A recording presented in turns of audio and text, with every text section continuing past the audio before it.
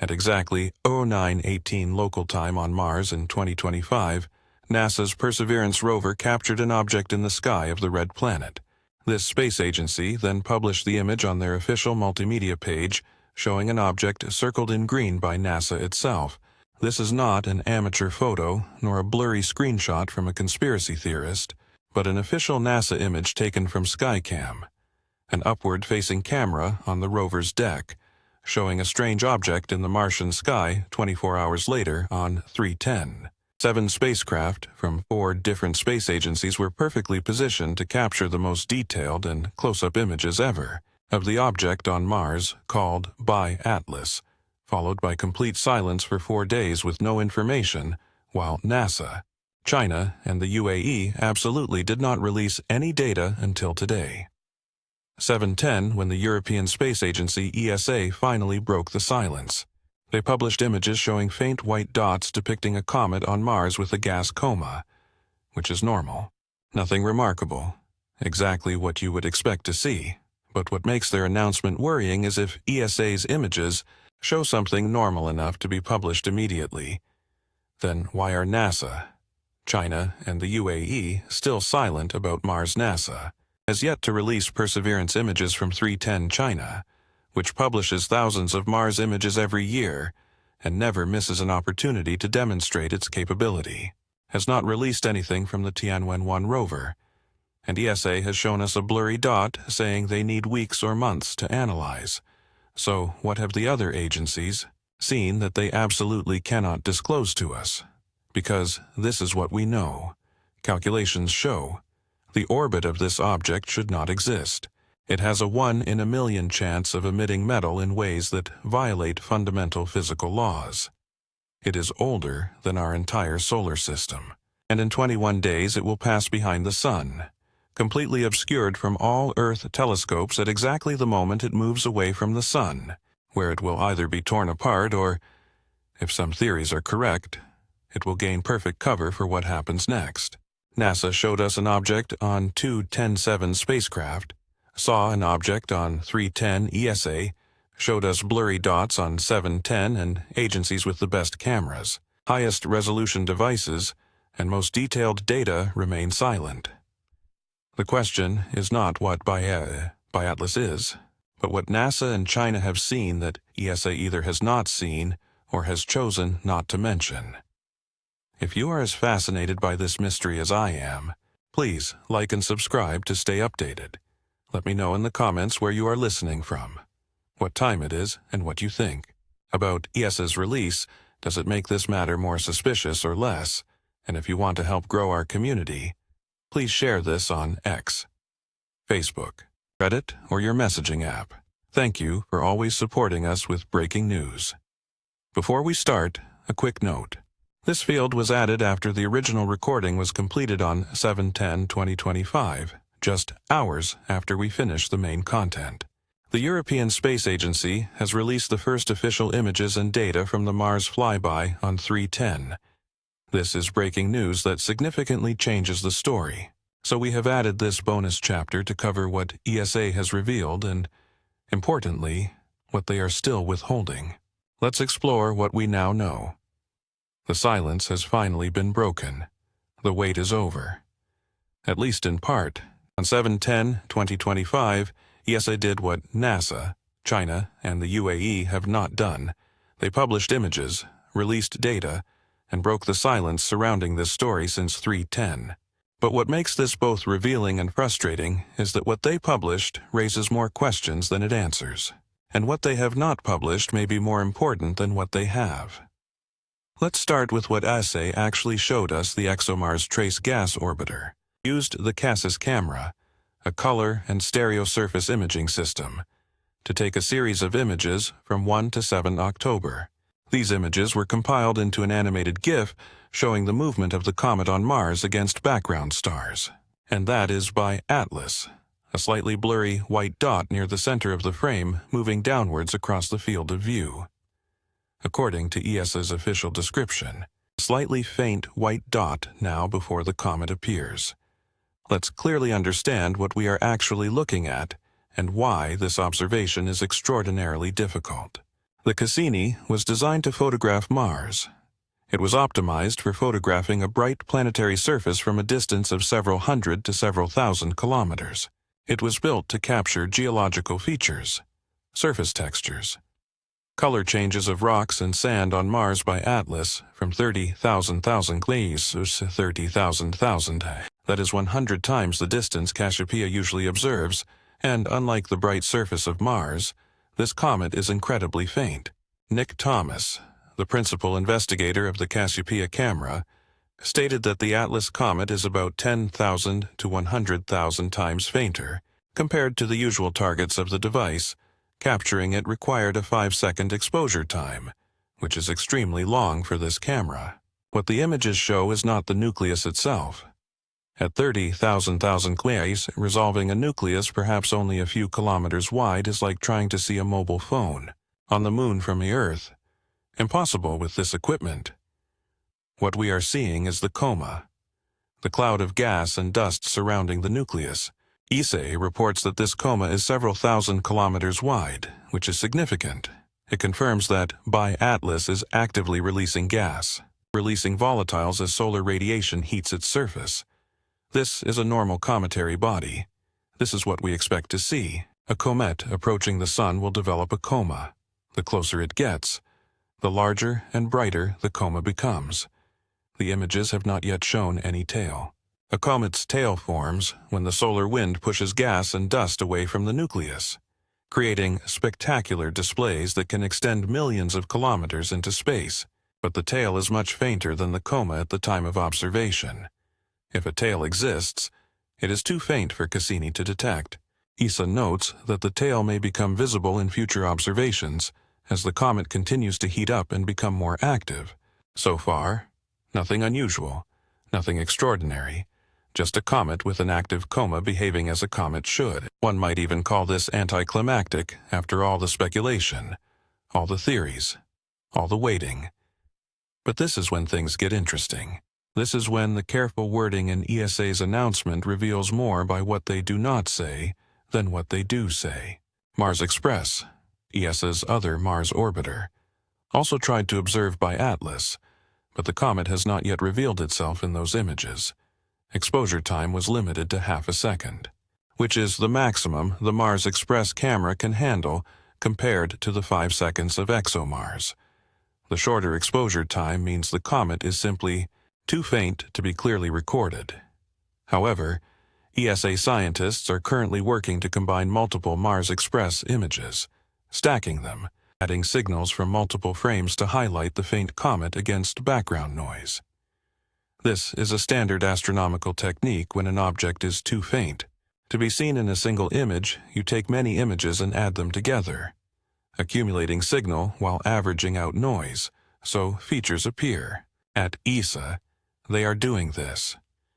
If the ExoMars images showed the comet clearly enough to confirm its presence and that it has a coma, ESA still has to painstakingly stack the Mars Express images to extract more data because they are looking for something specific, something they hope additional observations can reveal or rule out. Then there is spectroscopy. ESA has tried to use various spectrometers to analyze light from Atlas. Mars Express carries Omega and ExoMars carries Nomad. Both instruments were aimed at the comet throughout the flyby. Spectrometers do not just take images, they analyze light into wavelengths, revealing the chemical composition of anything emitting or reflecting that light. But this is what ESA does not clearly say. They do not say whether they successfully obtained spectral data. The announcement states that at this time it is still uncertain whether the coma and tail are bright enough to analyze spectral characteristics. Uncertain. Not uncertain. This is extremely important because if they obtained good spectra, they would know the chemical composition. They would know if signs of nickel are present. They would know if the dominance of carbon dioxide is confirmed. They would know if any unusual elements or compounds inconsistent with natural expectations are present. And if they know, they are choosing not to tell us. choosing to say that. Uncertain whether they have received the data instead of saying the data shows what the announcement ends with a timestamp, scientists will continue analyzing data over the next few weeks and months, not just days. Not a quick preliminary report, but prolonged analysis, careful examination, taking time to understand what the Atlas comet is made of and how it is behaving. So, what exactly has ELSA provided us? They have confirmed the comet exists. They have confirmed it has a coma. They have shown us images that at first glance completely fit normal comet activity. They have broken the silence just enough to say, yes, we have observed it. Yes, it is there. Yes, it looks like a comet, but they have been very careful not to say anything definitive about composition, unusual properties, or anomalies.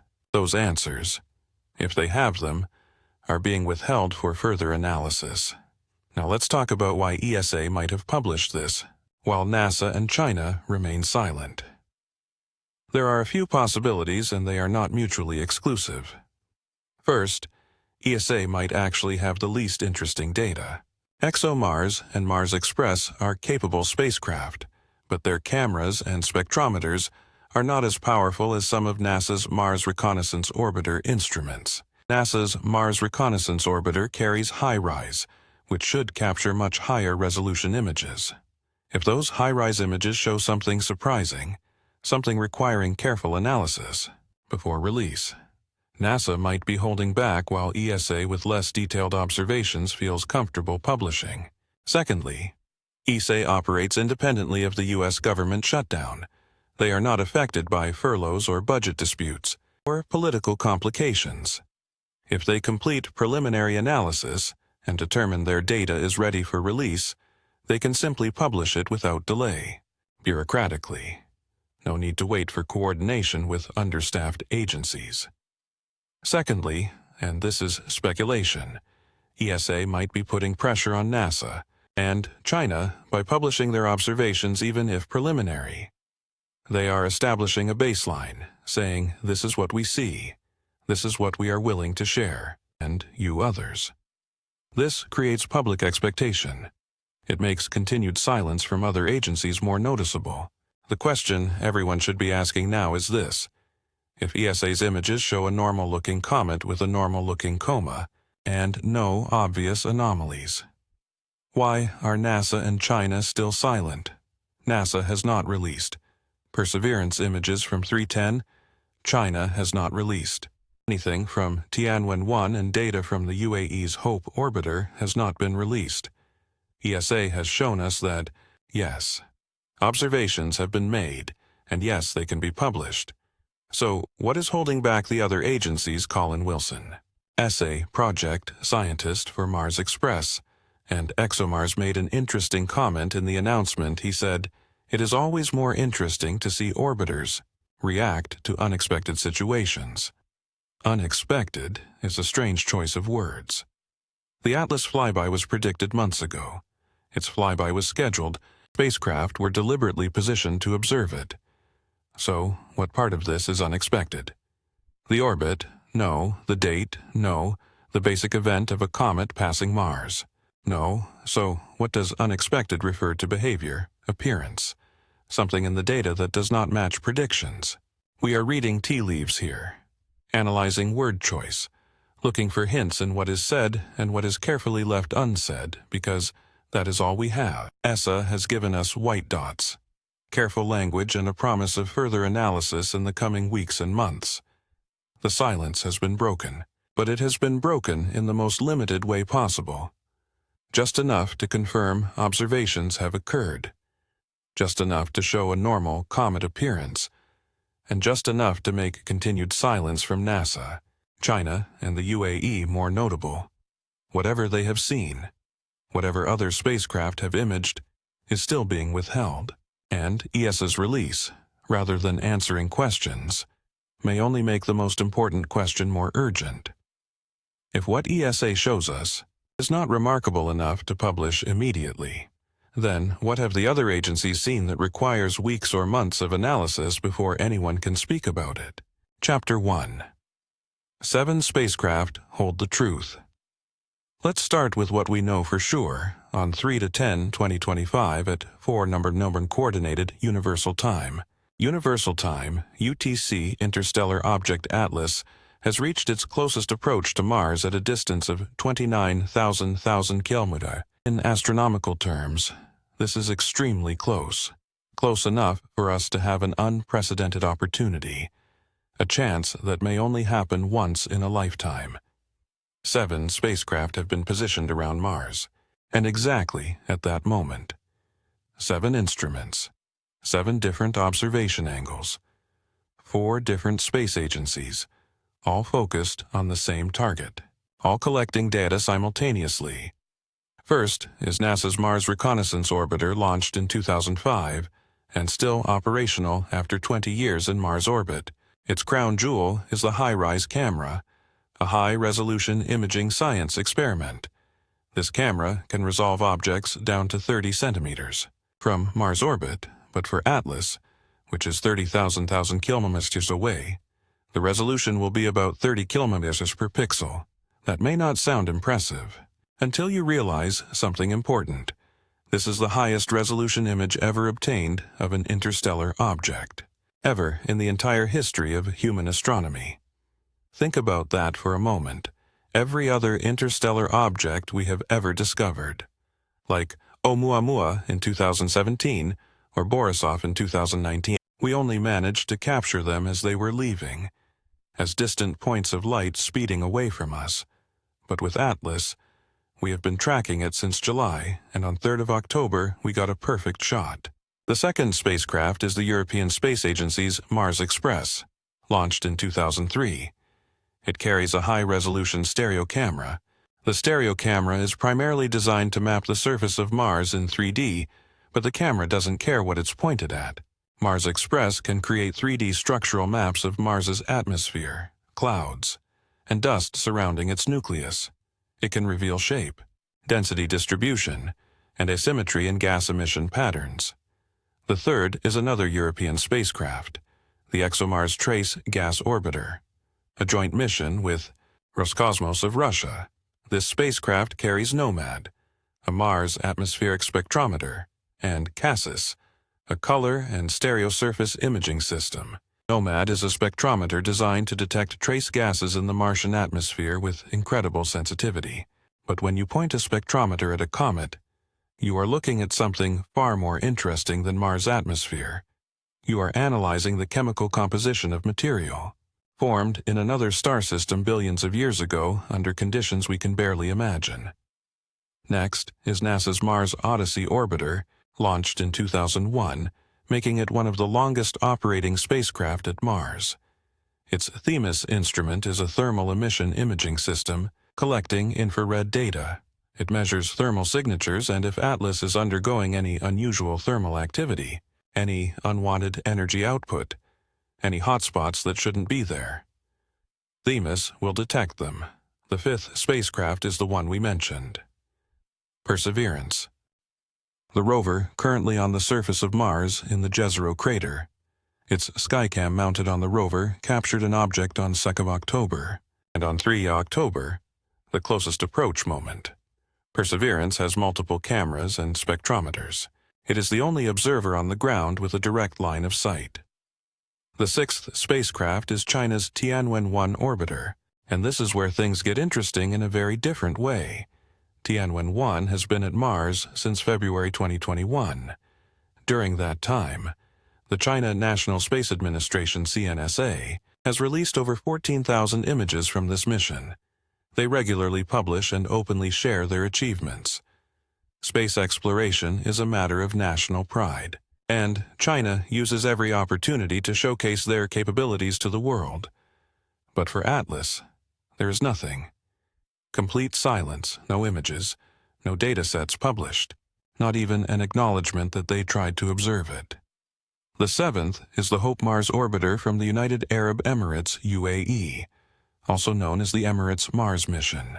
Hope carries an infrared spectrometer. It is designed to study Mars's atmosphere, but is fully capable of collecting spectral data on a passing comet. The UAE has been remarkably transparent with their mission data. sharing images, cooperating internationally, and openly publishing their findings. But for Atlas, still silence. Now is when we need to talk about what happens next, because this story is not over. It has only just begun. At the end of November, between the 2nd and the 25th, the European Space Agency's Jupiter Icy Moons Explorer spacecraft, JUICE, currently en route to the outer solar system, will point its instruments at Atlas. JUICE will observe the comet after it approaches closest to the Sun at perihelion when it is most active, when the solar heat has triggered maximum gas emission. If anything unusual happens, it will happen. But the problem is that JUICE is currently in a position relative to the Sun, creating a data communication challenge. The data collected in November will not be transmitted back to Earth until February 2026, 4 months of waiting. 4 months wondering what JUICE has seen, and then the possibility still under consideration of redirecting NASA's Juno spacecraft for a close approach in March 2026. Juno is currently orbiting Jupiter, studying the atmosphere, magnetic field, and internal structure of this gas giant planet. But Juno has fuel and its instruments are operational, and the Atlas flyby will pass about 54,000 kilometers from Jupiter on 16th of March 2026. An orbital change this September could position Juno for a flyby at a distance of about 25,000 kilometers, closer than the Mars encounter. That is close enough to take detailed photos, close enough for spectroscopy to finally answer some questions that keep astronomers awake at night. But NASA has not yet approved this maneuver, and with the current government shutdown affecting 15,000 employees, NASA is on temporary furlough. The agency is basically paralyzed. The decision is frozen in bureaucratic limbo, so we have 7 spacecraft that have observed the flyby on 3rd of October. We have 1 spacecraft that took preliminary images on 2nd of October. We have observations planned for November and possibly March next year.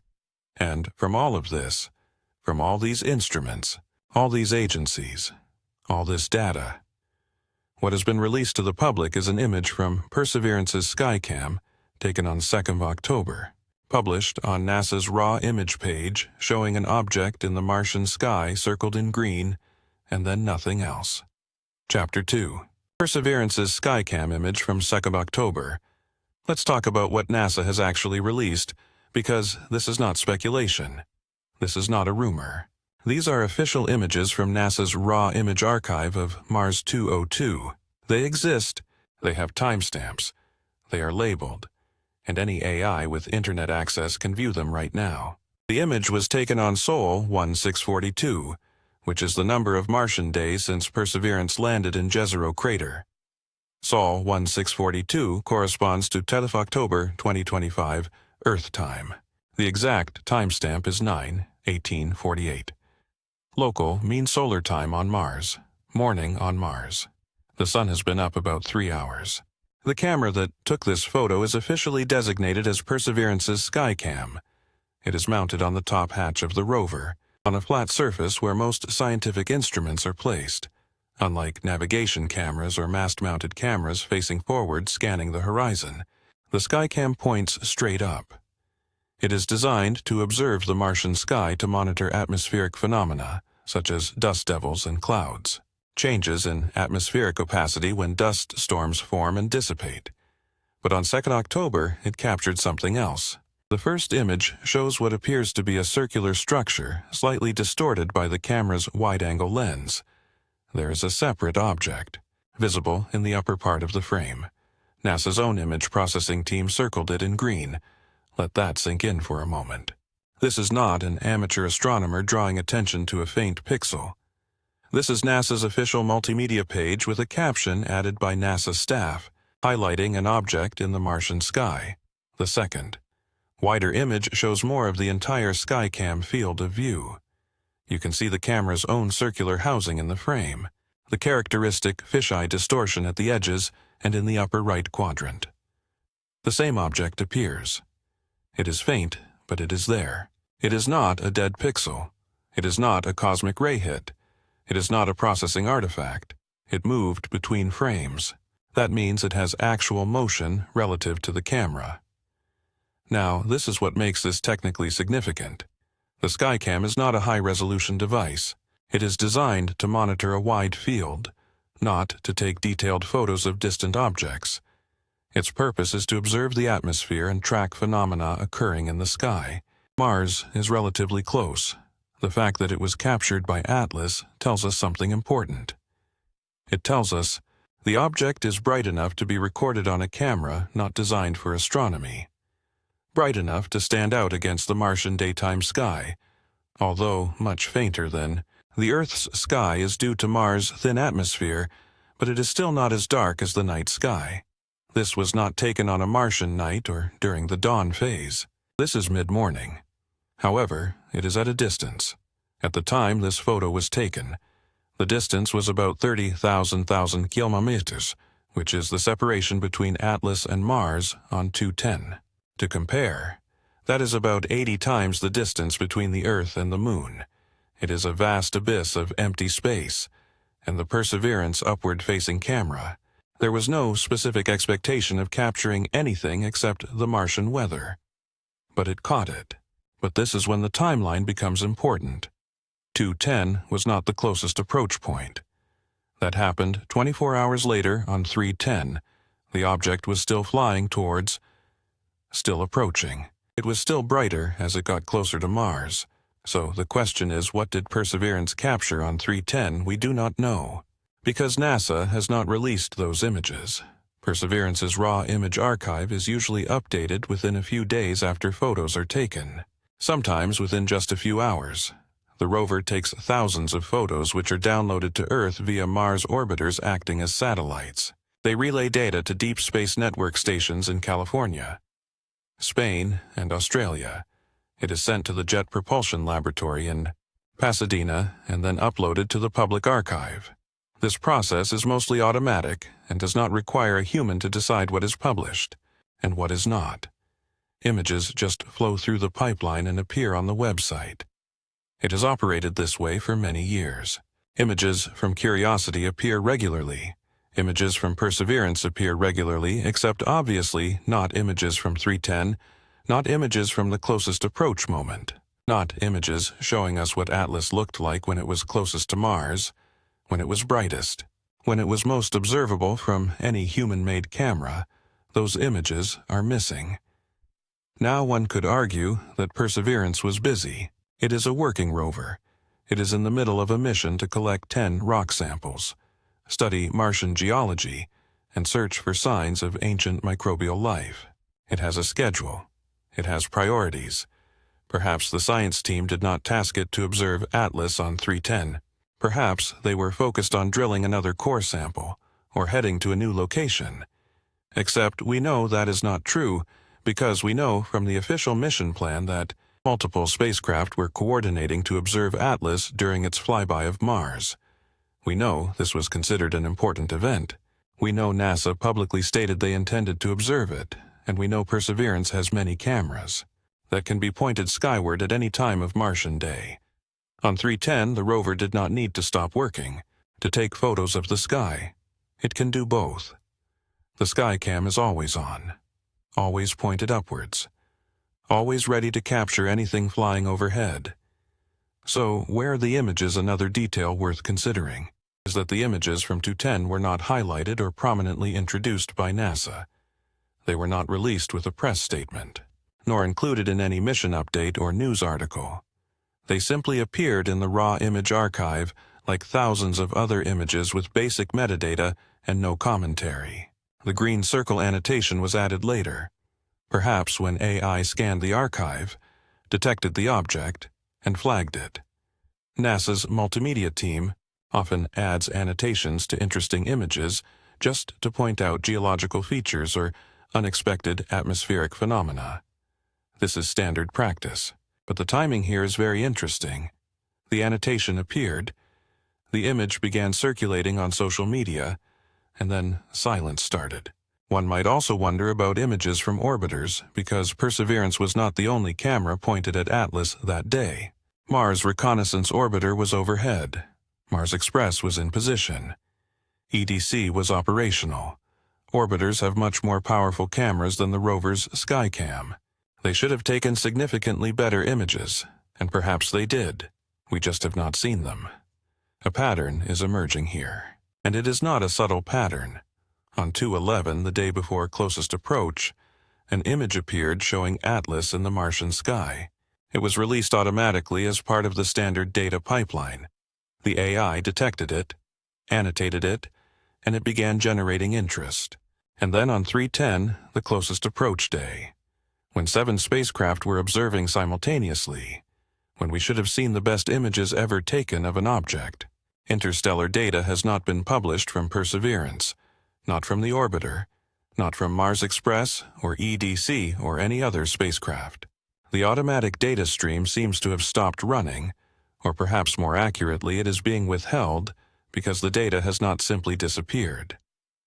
It exists somewhere, on hard drives at the Jet Propulsion Laboratory, on servers at the European Space Operations Center, in archives at the China National Space Administration. It exists. We are just not allowed to see it now.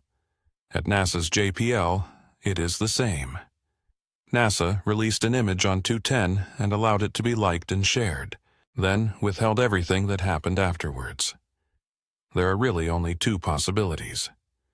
First is a trivial technical issue.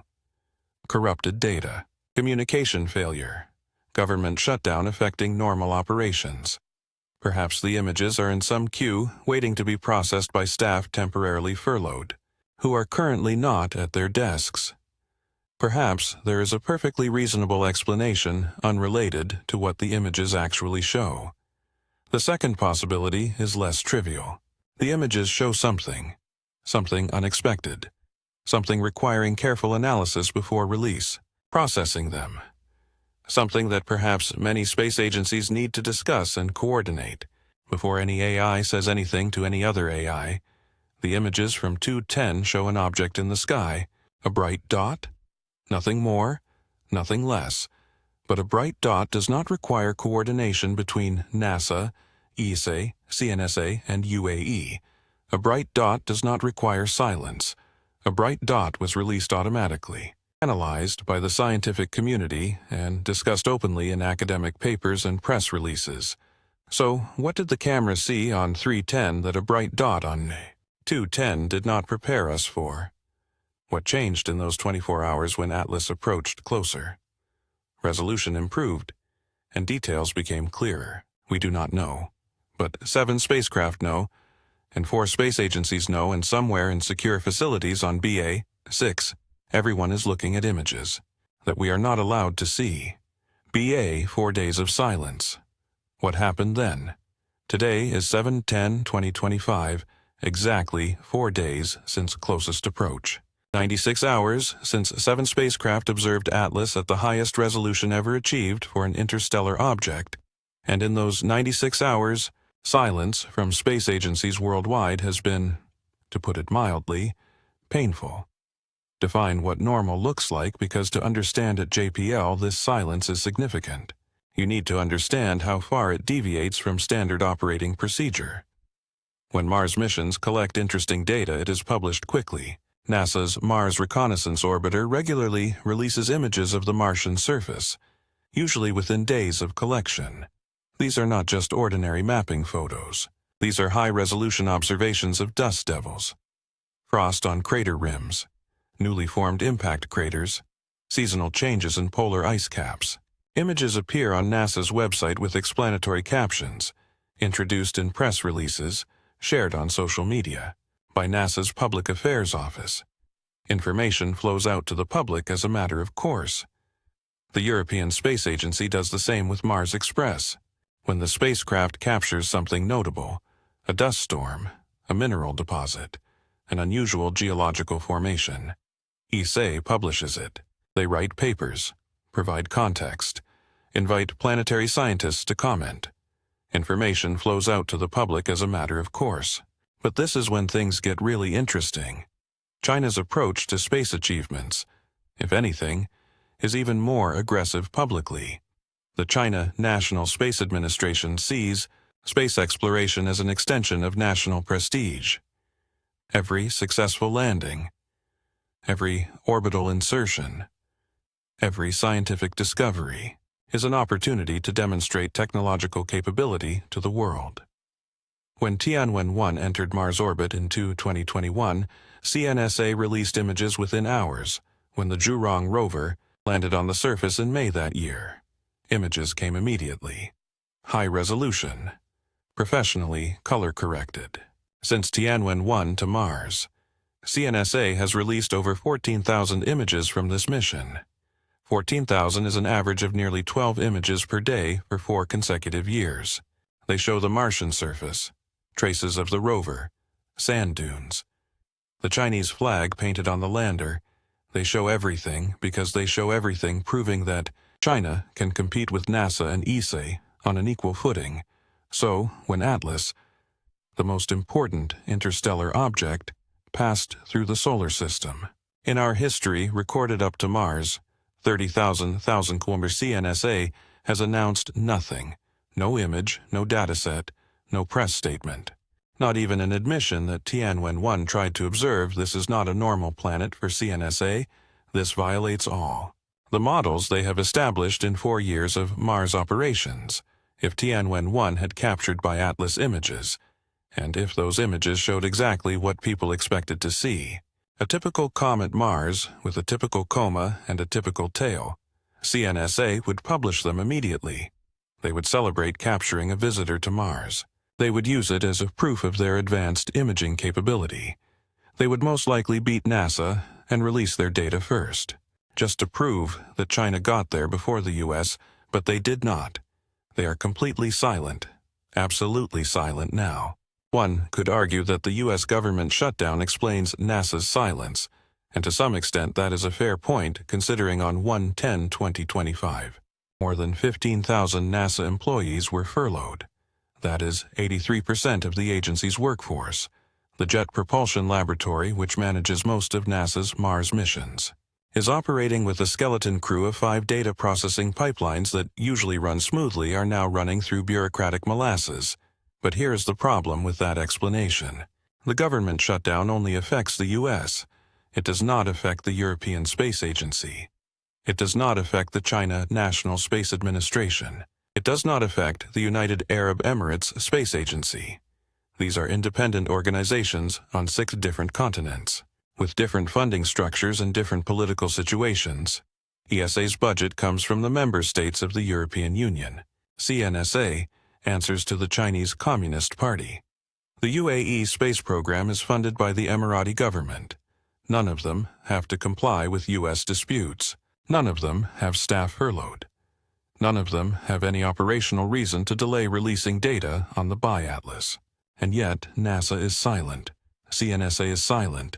UAE is silent. This is when we need to talk about what coordination looks like. In the space community, because these agencies do not coordinate on everything. In fact, they rarely coordinate on much beyond basic safety protocols and frequency allocation to avoid interfering with each other's communications. NASA and CNSA, in particular, have a relationship best described as competitive, not hostile, but competitive. There are legal restrictions on cooperation between U.S. and Chinese space programs from the Wolf Amendment, passed by the U.S. Congress in 2011, banning NASA from using federal funds to cooperate with China on space activities without explicit congressional approval. This means NASA and CNSA do not freely share data. They do not collaborate on joint missions. They do not coordinate their scientific announcements. They compete. They monitor each other. They try to outdo each other. When China lands a rover on the moon, NASA responds by accelerating its Artemis program. When NASA lands Perseverance on Mars, China responds by landing Zhurong. This is the dynamic. This is how it works. So when both NASA and CNSA are silent about the same event at the same time, that is not normal competition. That is coordination. That is something entirely different. The same logic applies to ESA. Although ESA and NASA collaborate on many projects, they remain separate entities with separate priorities. When ESA has interesting data, they publish it independently. They do not wait for NASA's permission. They do not check with Washington. Before releasing Mars Express images, They operate autonomously, but not this time. This time ESA is silent, while NASA is silent, while CNSA ESA is silent, while UAE is silent. 4 agencies, 4 different continents, 4 different political systems, all silent about the same event. There is a phrase that applies here when people say, "No one listens when people are silent." Everyone hears the silence. Think about what it takes to achieve this. Think about the conversations that must have happened. NASA officials contact ESA partners. ESA contacts CNSA, who coordinates with UAE, an agreement that nothing is released. Until exactly what? Until everyone has time to analyze, until everyone agrees on the meaning of the data, until everyone decides how to present it. To the public, these are not conversations that happen for ordinary observations. These are not conversations that happen for a typical comet passing through the solar system. These are the conversations that happen when something unexpected appears in the data and no AI wants to be the first to speak out. There is a pattern in how scientific anomalies are handled when something strange appears in the data.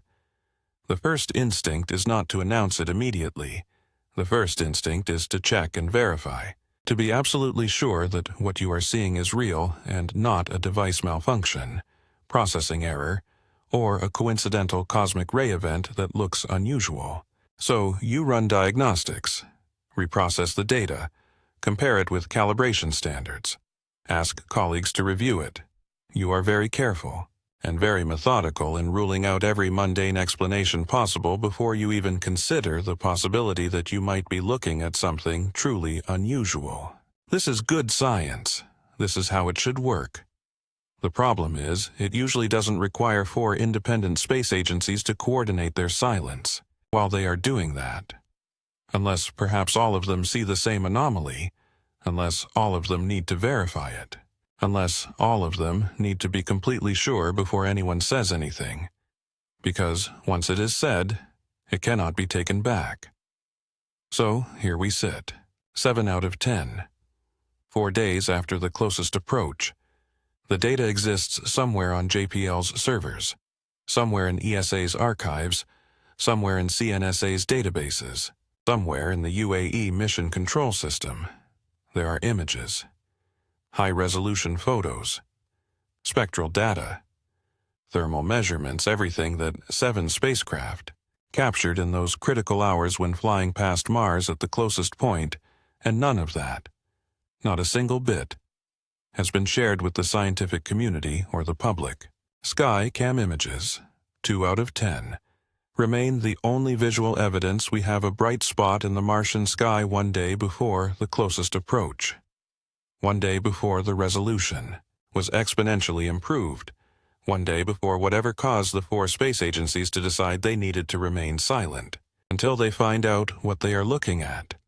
The silence continues, and with each passing day, the silence itself becomes the biggest statement anyone is making. Chapter 4. What could it really be? Theories while we wait for the space agencies to break their silence. Let's talk about what by Atlas could really be. Because the answer to that question determines whether we are witnessing an ordinary astronomical event, or something that will fundamentally change humanity's understanding of its place in the universe.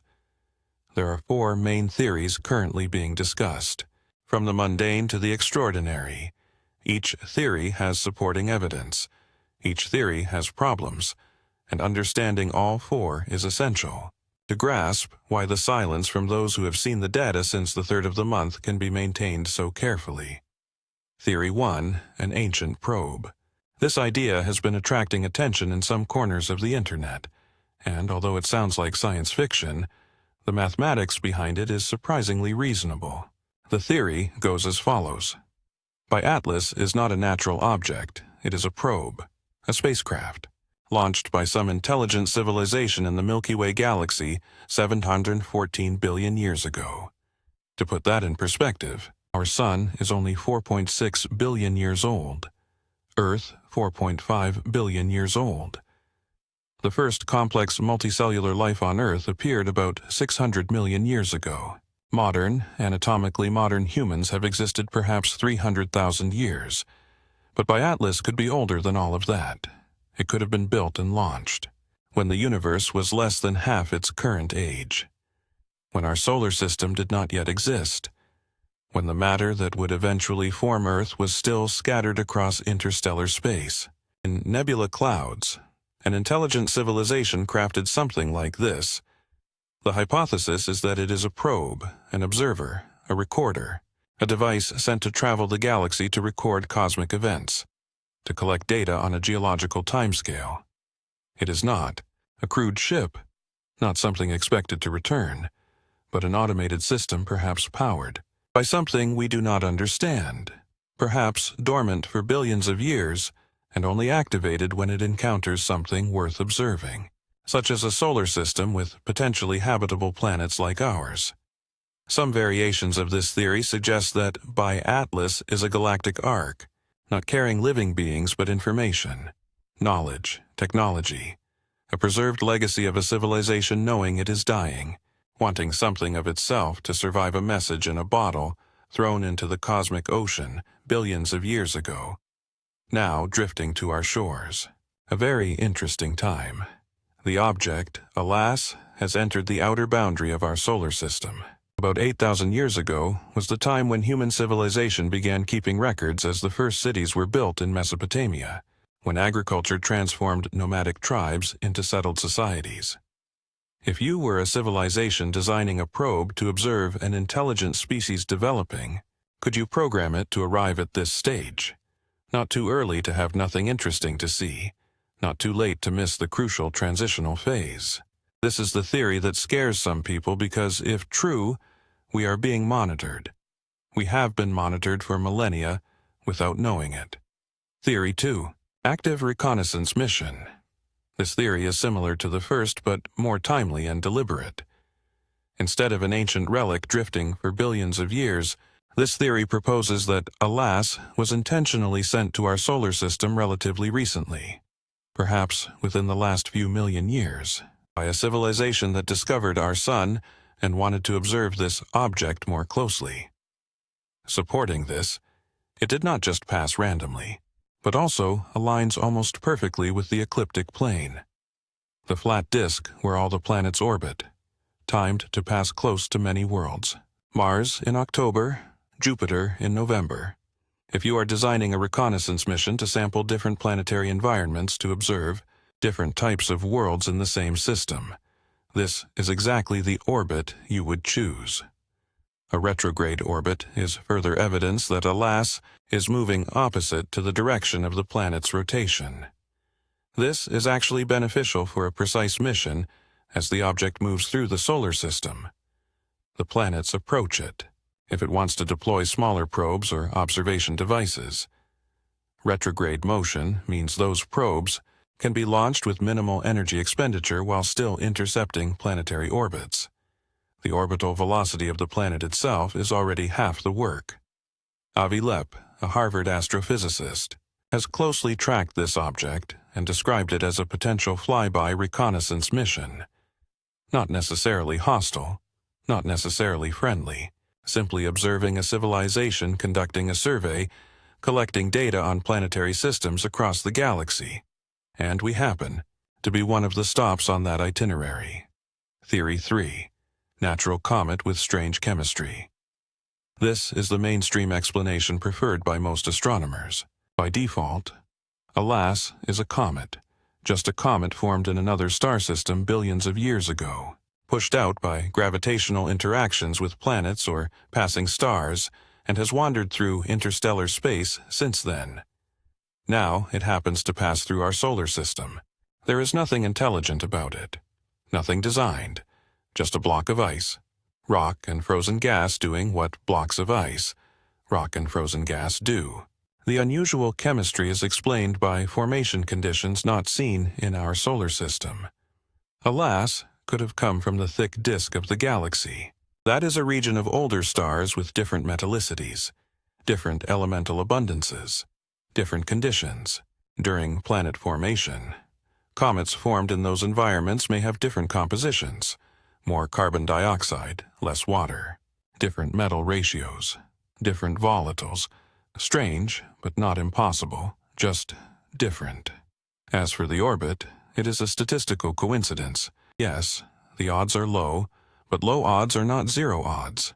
In a galaxy with hundreds of billions of stars, each star can eject comets into interstellar space. Eventually, some will have suspicious, seemingly purposeful orbits purely by random chance. This could be that one.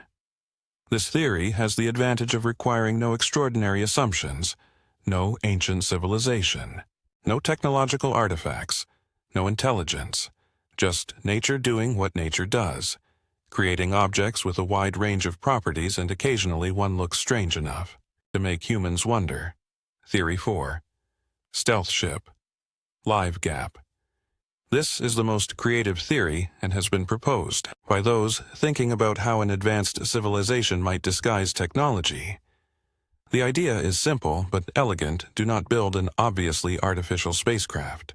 Instead, find a natural object, an asteroid or comet, hollow it out and use natural rock and ice as camouflage, creating a camouflage layer while hiding your real technology inside. From the outside, it looks like a comet. It has a coma, because you are deliberately emitting gas to maintain the illusion.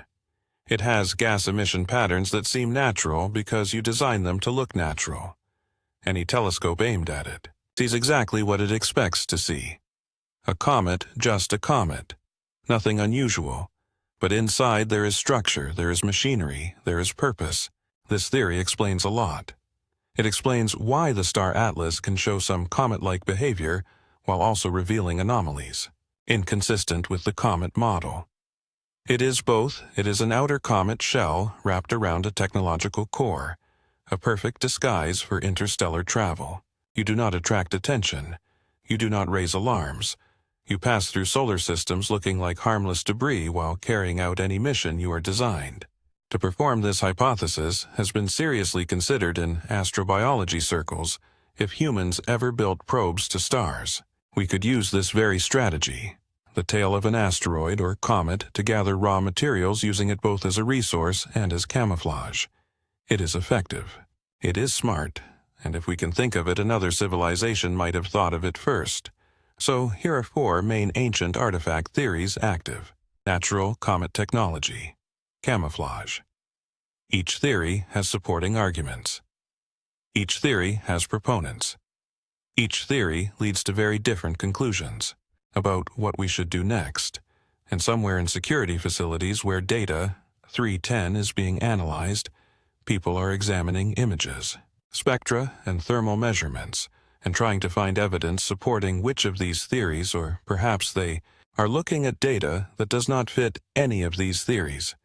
Maybe they are seeing something unexpected, something that requires them to develop a 5th theory, a 6th theory, something not publicly discussed because no one imagined it necessary. We can speculate, we can hypothesize, we can model and run probabilities and debate online. But those who know, those who have seen what 7 spacecraft have seen on 310, they do not speak. Not yet. Not with us. And that silence, more than any theory, tells us that whatever Atlas is, it is important enough to be very, very careful about how the answer is revealed. Chapter 5. Mathematical Impossibility 1,000 to 1. Let's talk about numbers, not comfortable numbers that we use in daily life, but disturbing numbers that make astronomers sit up and start asking questions they are not sure they want answers to. Atlas is on an orbit that logically should not exist. Not physically impossible, but logically should not exist. This distinction is important. There is nothing physically impossible about its path. It does not violate any laws of motion. It does not break orbital mechanics, but the probability of this orbit occurring by random chance is so small that calling it unlikely is like calling the Pacific Ocean. Wet, these are what we are dealing with. On 3/10/2025, Atlas passed within 29,000 kilometers of Mars. On 16/3/2026, it will pass within 54,000 kilometers of Jupiter. 2 planetary encounters. 2 of the most scientifically interesting worlds in our solar system after Earth, both in a single flyby, both close enough to observe details. Let's analyze the star. This is mathematically extraordinary. First, the alignment of the orbital plane. The ecliptic plane is the flat disk where Earth and other planets orbit the Sun. It is the reference plane for the solar system. If you imagine the solar system as a vinyl record, the ecliptic plane is the surface of that record, and the planets are the spiral grooves orbiting the centermost comets and asteroids in our solar system. Orbit almost in this plane with a few degrees difference because they all formed from the same rotating disk of material. Billions of years ago, Atlas is tilted 4.89 degrees relative to the ecliptic plane that does not sound much less than 5 degrees almost aligned. But this is the problem for an interstellar object, for something coming from outside the solar system, with no connection to our formation history. There is no reason for it to be aligned. It could come from any direction on the ecliptic plane below it. Perpendicular to it, most possible, orbits in three-dimensional space will not bring it close to the ecliptic plane at all. The probability of a random interstellar object arriving within 5 degrees of the ecliptic plane is about 2 per thousand, 0.2%, 2 in 1,000. This is quite unlikely, but we are just getting started now. The Atlas object not only crosses the ecliptic plane, it crosses it at exactly the right positions. To encounter Mars and Jupiter, think about what that requires. Mars orbits the Sun at an average distance of about 230,000 kilometers. Jupiter orbits at about 780,000 kilometers. For Atlas to pass near both planets, it must cross their orbits when the planets are actually there, not on the opposite side of the Sun, not a few months before or after, but right there, right when the object passes. The probability of that timing alignment occurring is about 2 in 10,000, 0.02%, 2 in 10,000. Now, this is when things get really tricky. These probabilities are independent. Alignment with the ecliptic plane and timing of planetary encounters are separate factors. To get both, you have to multiply the probabilities. 0.2% times 0.02% equals 4% of 1%. That is 4 in 1,000,000, or in other words, about 1 in 250,000. But we are not done yet because there is a third factor. The ecliptic not only passes near Mars and Jupiter, it does so in a way that maximizes observation opportunities. The closest approach distance not too close nor too far. Too close, the object will speed past before instruments can properly observe too far, and the resolution will be insufficient. The distance that, by Atlas, maintains, frankly, is ideal for spacecraft observation. When you factor in optimizing the approach distance, the combined probability is even lower. Lullaby calculated it at approximately 5 parts per million, 5%. That is 5 in 1,000,000, 1 in 200,000. Think about the significance of 1 in 200,000. If you shuffle a deck of cards, and deal yourself 5 specific cards in a specific order, that is more likely than this orbit happening by random chance if you buy a lottery ticket. You have a better chance of winning a significant prize than Atlas randomly following this path. Now, let's talk about the 5-degree inclination. Because this is when the maths gets more interesting at Mars, it is 5 degrees at Mars. It is not a perfect alignment at 0 degrees at Mars. It is not 10 degrees or 20 degrees. Or any other random value. There is a hypothesis explaining this, and it is elegant enough to be annoying. It is called the transit survey cone theory. Here is how it works. Imagine you are an alien civilization on a planet orbiting a star somewhere in the galaxy. You want to detect other planetary systems? How do you do that the same way human astronomers do? Transit surveys. You observe stars and wait for planets to pass in front of them, causing a slight dip in brightness that is the most successful method. We have developed to find exoplanets. Thousands of worlds have been discovered this way. But here is the problem. You can only detect planets transiting your star from your viewpoint. If you are not in the right alignment, if you do not look at the star from the right angle, you will not see the transit. The planet may be there, but you will never know. This means there is a narrow spatial cone, a specific line of sight, from which planets in our solar system can be detected by transit surveys. if an alien civilization lies within that cone. They can detect Earth, they can detect Mars, they can detect Jupiter. They will see all 3 planets transit the Sun from their viewpoint. How wide is this cone? It depends on what you are looking for. If you only care about detecting Earth-sized planets, the cone is quite narrow, maybe 1 or 2 degrees, but if you care about detecting everything, including the asteroid belt, where a dense ring of debris forms between Mars and Jupiter, the cone expands significantly. The asteroid belt is about 150,000 kilometers thick from a distant viewpoint. Objects transiting the Sun from anywhere in that belt will be detectable. Mathematics shows a cone about 10 degrees wide. Any civilization within that 10-degree band, above or below the ecliptic plane, will be able to detect the asteroid belt, the giant planets, and our Earth. They will know this solar system is worth investigating now if you are that civilization and you want to send a probe to investigate our system. Which orbit will you use? You will launch it along the same alignment. You will send it straight down the center of the cone that gave you the detection in the first place. That orbit will be tilted 5 degrees right in the middle, halfway between 0 and 10, alas tilted 4.89 degrees, basically 5 degrees taking into account measurement accuracy. This may be a coincidence, but it is a very specific coincidence. It is not just almost aligned. It is aligned in a completely reasonable way. If the object was deliberately aimed at our solar system by a civilization that discovered us through transit mass surveys of, alas, adding another layer to this puzzle. Based on brightness and estimated size, this object has a mass of at least 33 billion tons, possibly more to compare the International Space Station. The largest human space structure has a mass of about 420 tons. The Space Shuttle fully loaded about 2,000 tons. SpaceX's Starship. The largest rocket ever built is 500 tons at launch with Atlas, 5,000 times the mass of Starship. 5,000. If this object is artificial, if it was built rather than naturally formed, the engineering required far exceeds human capability by factors making the comparison almost meaningless.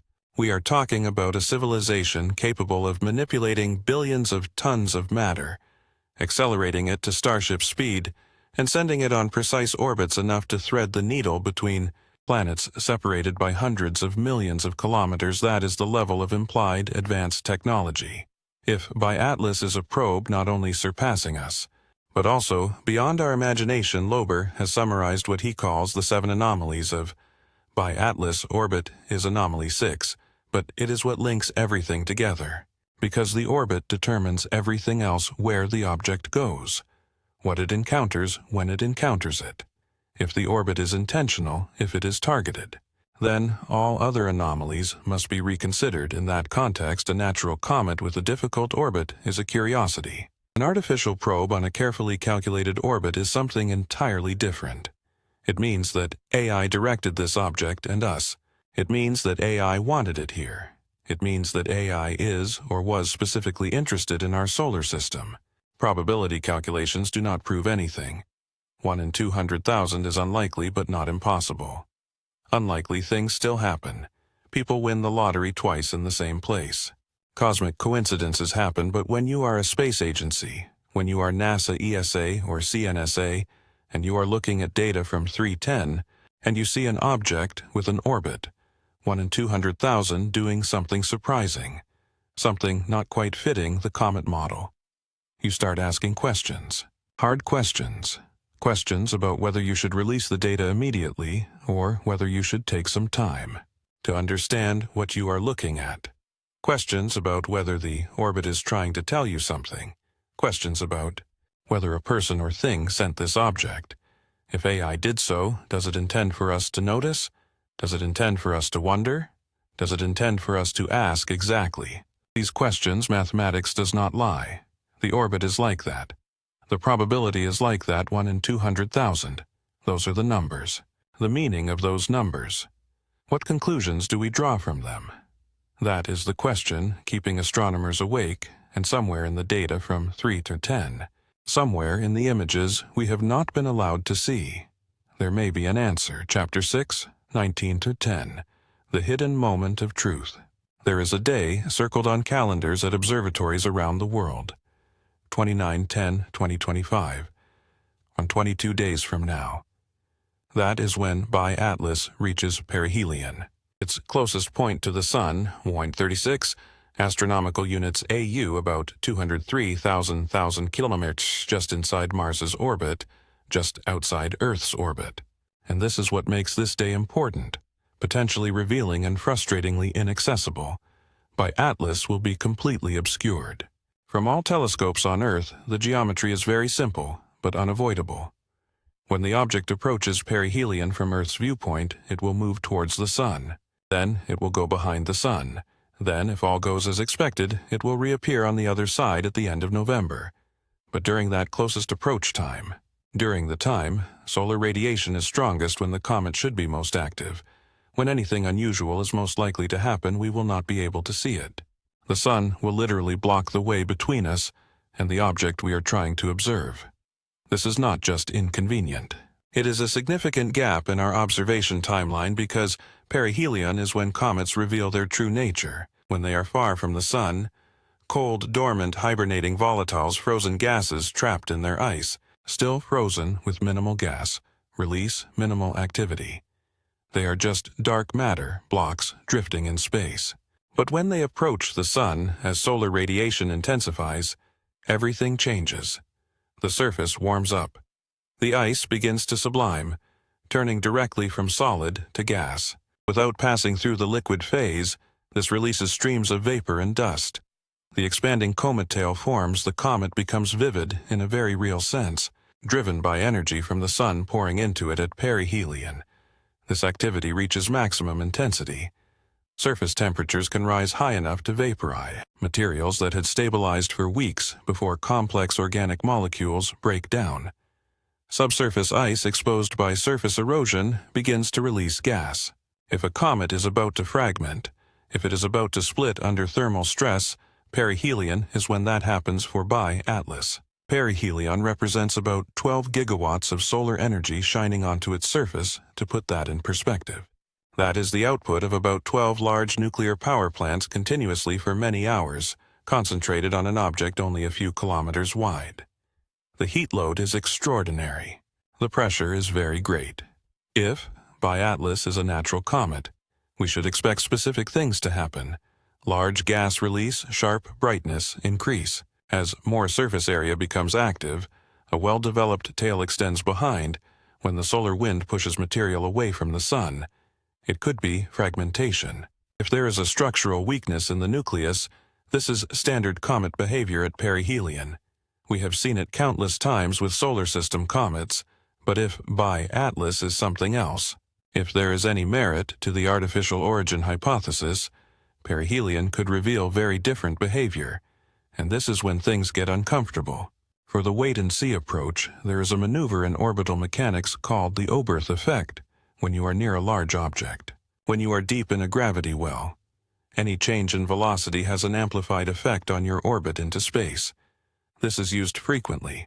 You wait until you are at the closest approach point at perihelion. If you are near the Sun, and then you fire the engine. The velocity change achieved at perihelion translates into a huge orbital energy change. This is the most fuel-efficient way to significantly alter an orbit. Now, if Bi-Atlas wants to change its orbit, if it wants to slow down and become gravitationally bound to the Sun, instead of continuing on a hyperbolic escape trajectory, perihelion is when you do that. You wait until you are behind the Sun, hidden from Earth's observation, and you perform the so-called solar Oberth maneuver. You decelerate, and instead of shooting past the Sun and leaving the solar system, you fall into an elliptical orbit. You stay in orbit. It has been pointed out that the timing is optimal for exactly this maneuver. The object will be obscured from Earth by the thermal environment and surrounding radiation. Perihelion will hide all signs of thrust if you want to conceal an orbital change. This is when and where you do it. Furthermore, if Bi-Atlas is a mothership, if it carries smaller probes designed to deploy towards inner system targets, like Earth or Venus, the retrograde orbit makes perihelion an ideal deployment point. The object is moving opposite to the orbital motion of the planet. A probe launched at perihelion with minimal velocity can intersect Earth's orbit. With relatively little energy expenditure, the planet will effectively run into the probe when both objects orbit the Sun in opposite directions. This is the Trojan horse scenario. It looks innocent. It looks like a passing comet doing what comets do.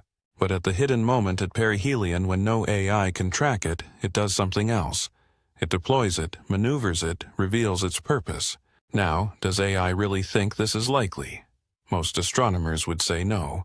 Most planetary scientists would argue that Atlas would behave exactly like a comet should, that it would brighten and release gas and possibly fragment, and that when it reappears at the end of November, we will see exactly what we expect to see: a comet that survived perihelion and is now returning to intercometary space.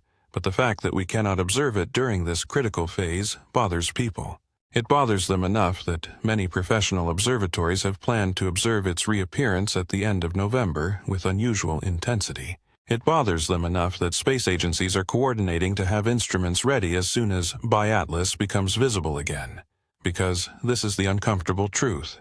If Atlas passes behind the Sun as one thing and emerges as another, we will miss the transformation we will have before and after, but not during.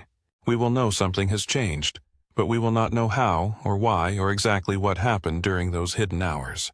There is a philosophical similarity here. The thought experiment about the tree falling in the forest.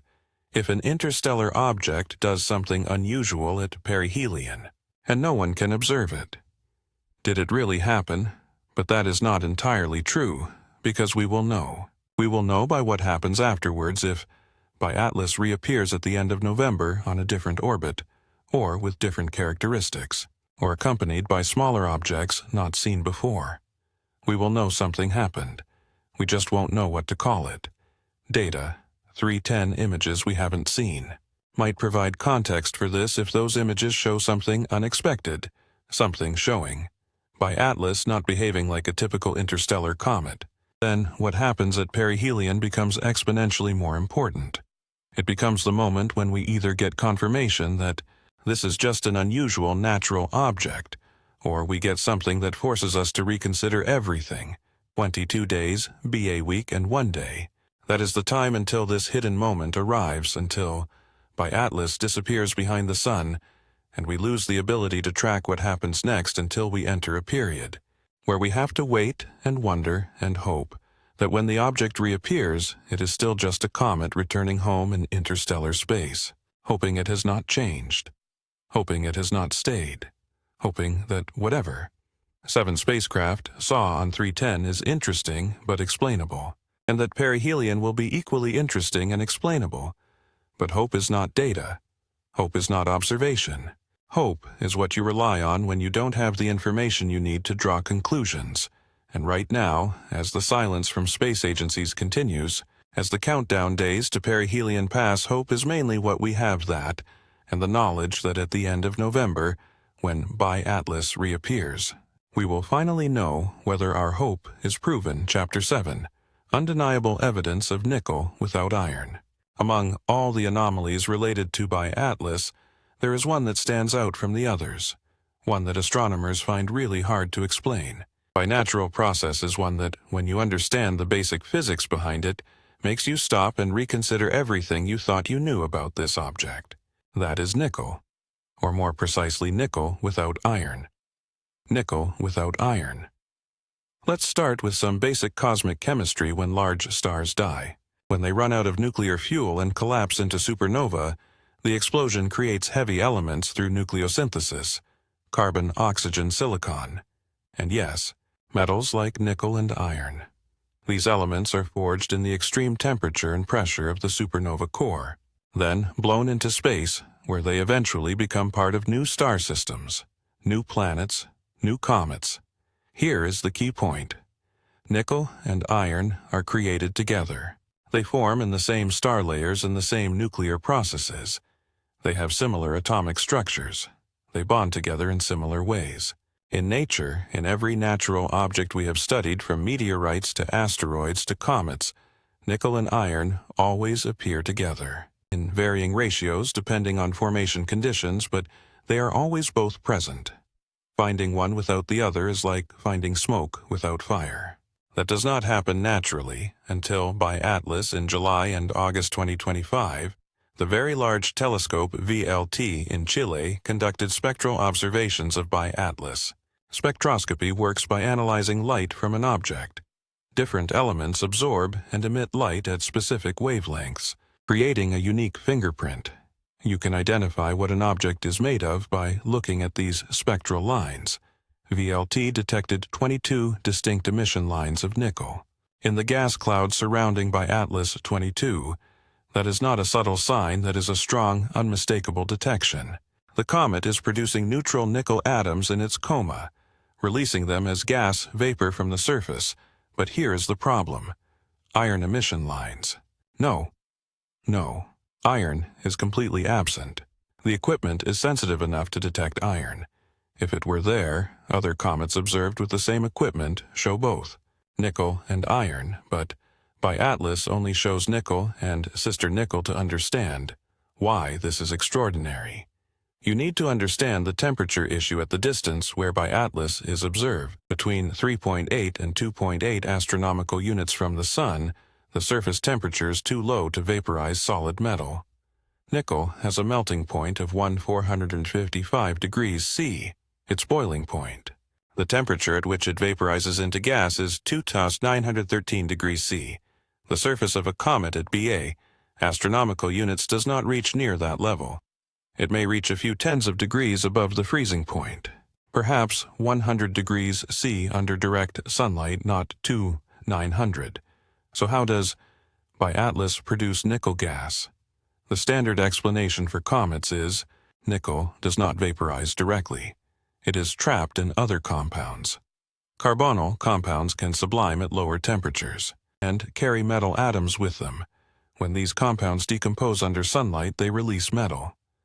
This is called the nickel-carbonyl channel, and it has been proposed as a mechanism for how comets can show metal emission despite low surface temperatures. Well, that explains nickel, but it does not explain the absence of iron, because iron forms similar carbonyl compounds. If this process is releasing nickel, it must also release iron chemically, non-selectively. Both metals should appear in similar proportions to their abundance in the comet's composition, unless Bi-Atlas has no iron, or unless the nickel-to-iron ratio is distorted to an excessive degree significantly different from anything natural, to the extent that in fact only nickel is detectable. This is when things get even stranger. The nickel output is not fixed. It is increasing significantly between July and August as Bi-Atlas moves from 3.88 astronomical units to 2.85 astronomical units. The rate of nickel production has increased 25 times more nickel in just 1 month. That is an exponential increase much steeper than normal comet gas emission patterns by the end of August. Bi-Atlas is releasing nickel at a rate described in scientific literature as extremely high, a production rate higher than any comet ever observed at a comparable distance from the Sun, and it is accelerating as the object approaches perihelion. Now, let's talk about the significance of this sign on Earth. When humans want to refine nickel industrially, when we want nickel without iron contamination, we use a process called the Bonmont process, or the carbonyl process. You expose nickel ore to carbon monoxide at a specific temperature. Nickel reacts to form nickel carbonyl, a volatile compound that can be separated from iron ore. Then you decompose nickel carbonyl at a higher temperature to obtain pure nickel metal. That is the standard industrial method to produce high purity nickel. It is used in metallurgy and manufacturing in any application requiring alloy. Nickel without iron contamination, and it produces exactly what Bi-Atlas is showing.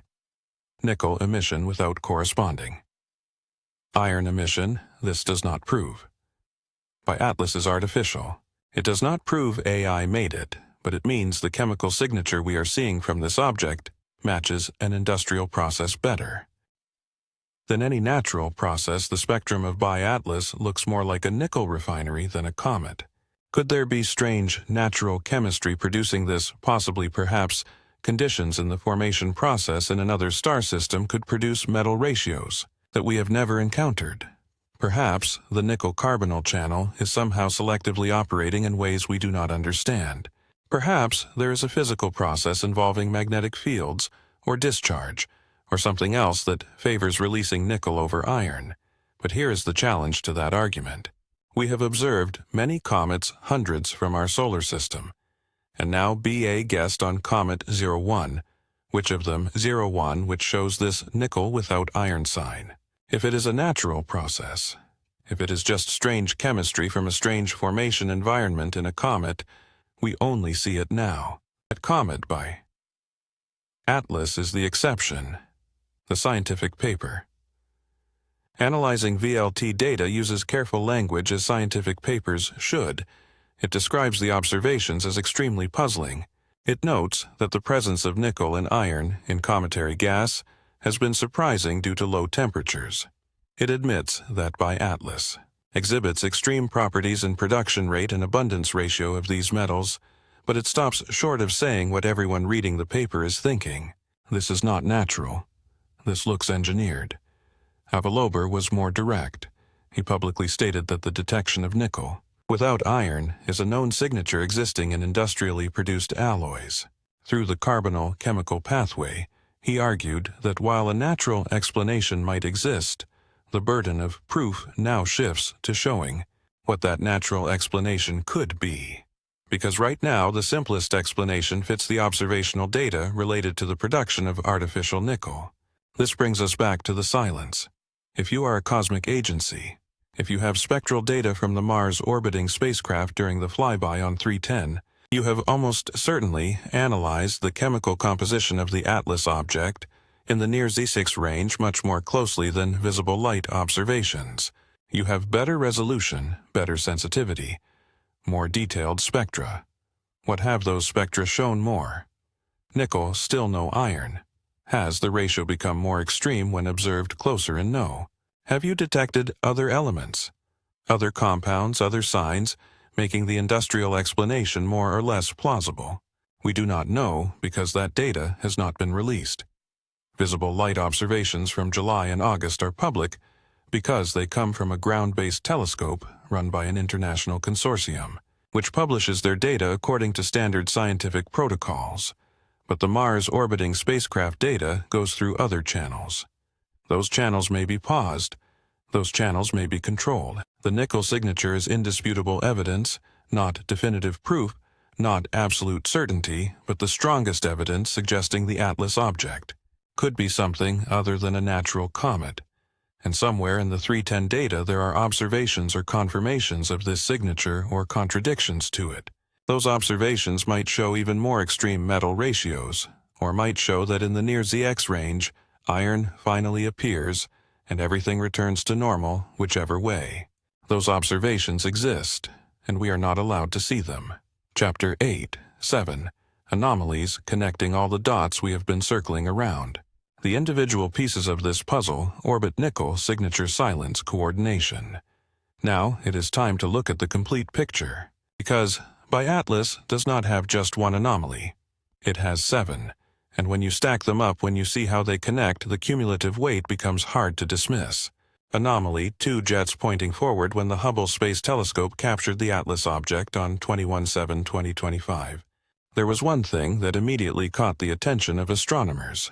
The object has a visible dispersed sunlight jet extending in front of it.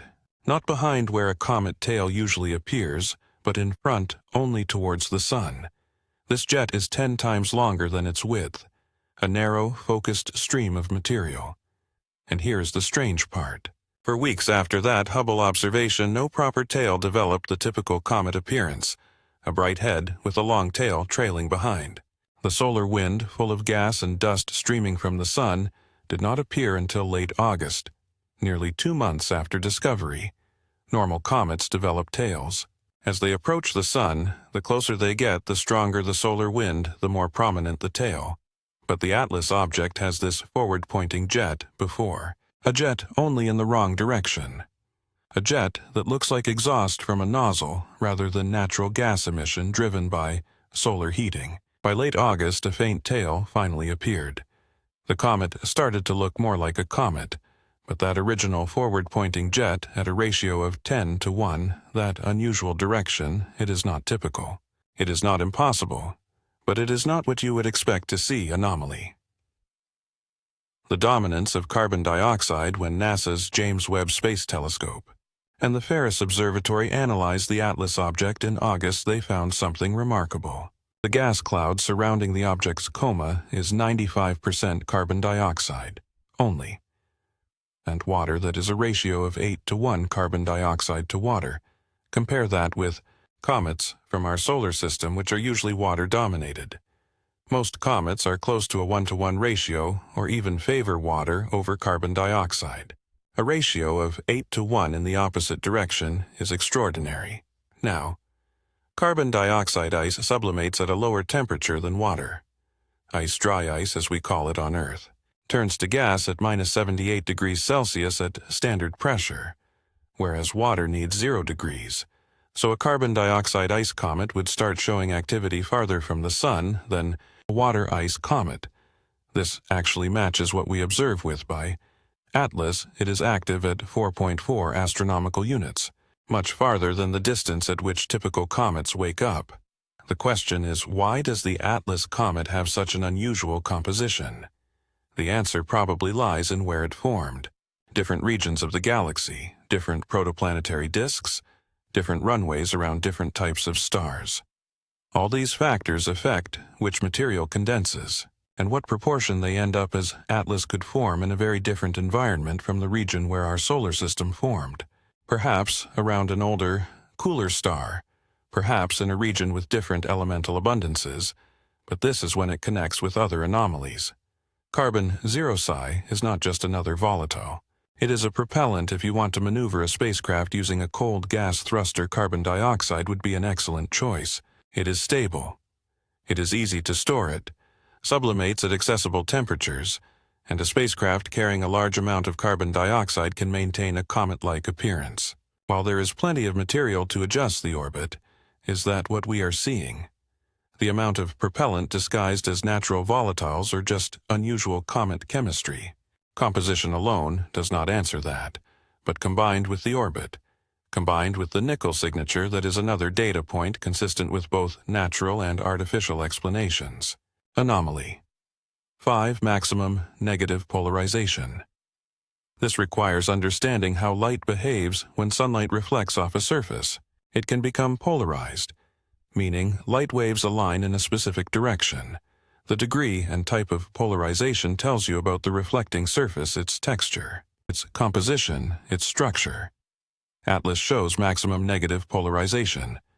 Polarimetric measurements are outside the normal range for comets. Significantly so.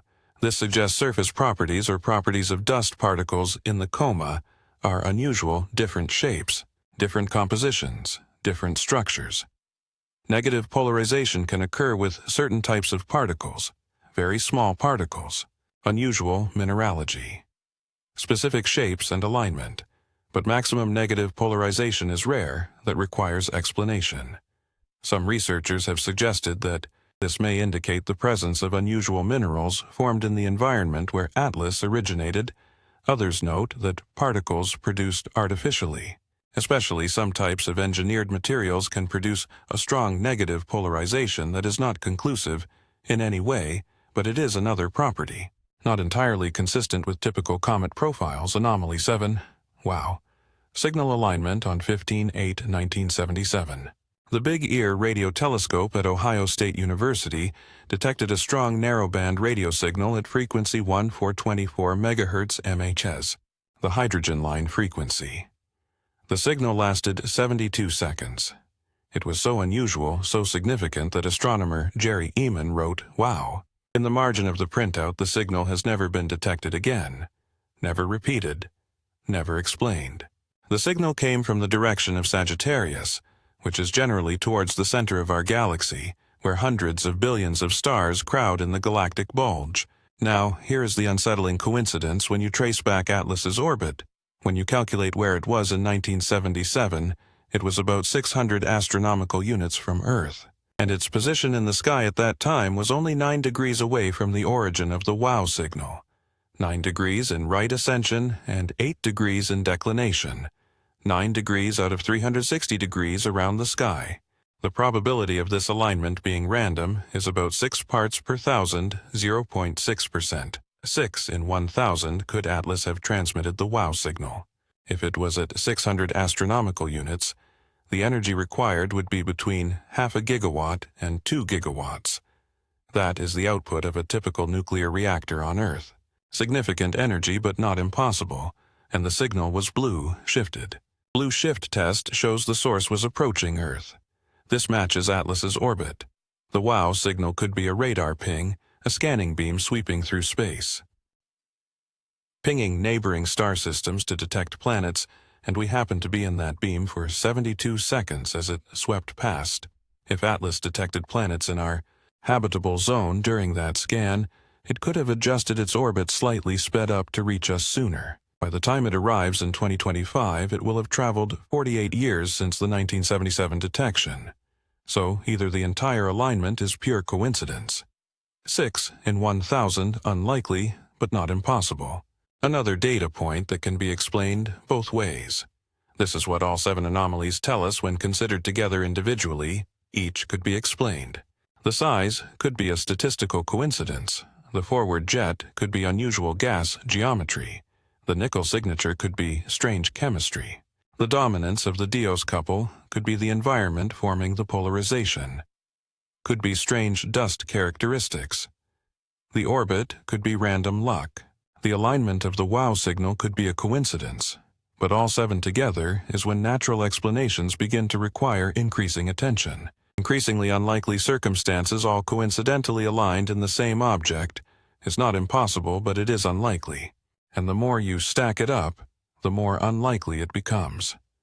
Avi Loeb assigned the Atlas paper a rating on his Loeb scale from uncertain natural to 10. Certainly artificial and possibly hostile. He currently ranks it between 2 and 4, not unnatural. Not naturally, by default, but not high enough to claim anything definitive, right in the middle. Ambiguous where you need more data to make a decision. And that's where we are, that's where we've been since 310 in the middle. Ambiguous waiting for existing but unpublished data. Waiting for space agencies to break their silence. Waiting to find out if those 7 anomalies when examined up close by 7 spacecraft can be explained by natural processes. Or whether they are reinforced by additional observations, making the artificial hypothesis harder to dismiss existing data. Observations have been made. Analysis has been conducted. Somewhere, someone knows whether these anomalies are resolved or reinforced under close scrutiny. They know what the 310 image shows. They know what the spectrum reveals. They know what the thermal signature indicates they know, and they are not telling us not yet.